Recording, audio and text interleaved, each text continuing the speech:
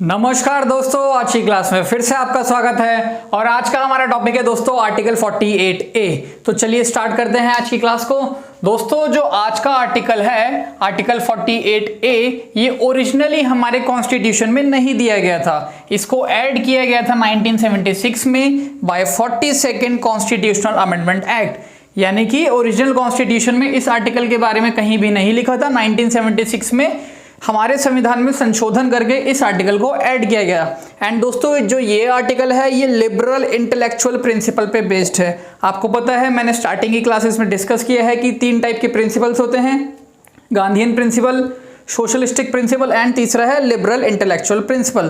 तो ये आर्टिकल इसके ऊपर बेस्ड है। आप चलिए दोस्तों आर्टिकल 48 को समझते हैं। 48A, ठीक है दोस्तों, 48 अलग है, 48A अलग है, तो दोनों को आपको याद रखना है। अब दोस्तों इस आर्टिकल में लिख रखा है दैट स्टेट की कुछ जिम्मेदारी है, मतलब हमारी गवर्नमेंट की कुछ जिम्मेदारी है।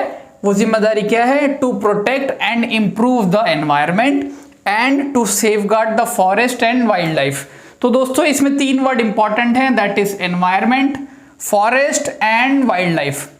इसमें दोस्तों सिर्फ इतनी सी बात है कि सरकार की जिम्मेदारी है, मतलब हमारी गवर्नमेंट की जिम्मेदारी है कि हमारे एनवायरनमेंट को वो प्रोटेक्ट करें, हमारी वाइल्ड लाइफ का ध्यान रखे, हमारे फॉरेस्ट का ध्यान रखे।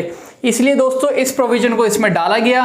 एंड जैसे ही ये प्रोविजन इसके अंदर डाला गया तो गवर्नमेंट, आपको पता है, डीपीएसपी को ध्यान में रख के ही कानून बनाती है। तो डीपीएसपी में अगर ये बात लिखी है कि गवर्नमेंट को एनवायरनमेंट का ध्यान रखना है, वाइल्ड लाइफ का ध्यान रखना है, फॉरेस्ट का ध्यान रखना है, तो गवर्नमेंट फिर एक्ट बनाना स्टार्ट करती है। एक्ट का मतलब कि अब इन बेसिस के ऊपर कानून बनाए जाते हैं। फॉर एग्जांपल एनवायरनमेंट का ध्यान रखने के लिए दोस्तों हमारी सरकार ने कौन सा कानून बना रखा है? Environment protection act 1986, EPA, environment protection act. अब दोस्तों फॉरेस्ट का ध्यान रखने के लिए कौन सा एक्ट है? Forest conservation act. फिर दोस्तों वाइल्ड लाइफ को वाइल्ड लाइफ का ध्यान रखने के लिए कौन सा एक्ट है?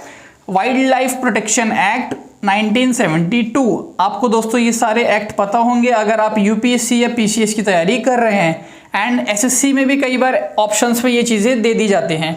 तो दोस्तों आर्टिकल 48A में सिर्फ इतनी सी बात है कि गवर्नमेंट की जिम्मेदारी है एनवायरनमेंट का ध्यान रखना, फॉरेस्ट का ध्यान रखना है, वाइल्ड लाइफ का ध्यान रखना। उम्मीद करता हूं दोस्तों आपको वीडियो पसंद आई होगी। एंड अगर आपको पसंद आई है एंड वीडियो समझ आई है तो दोस्तों इसको ज्यादा से ज्यादा शेयर करिए। बहुत बहुत धन्यवाद।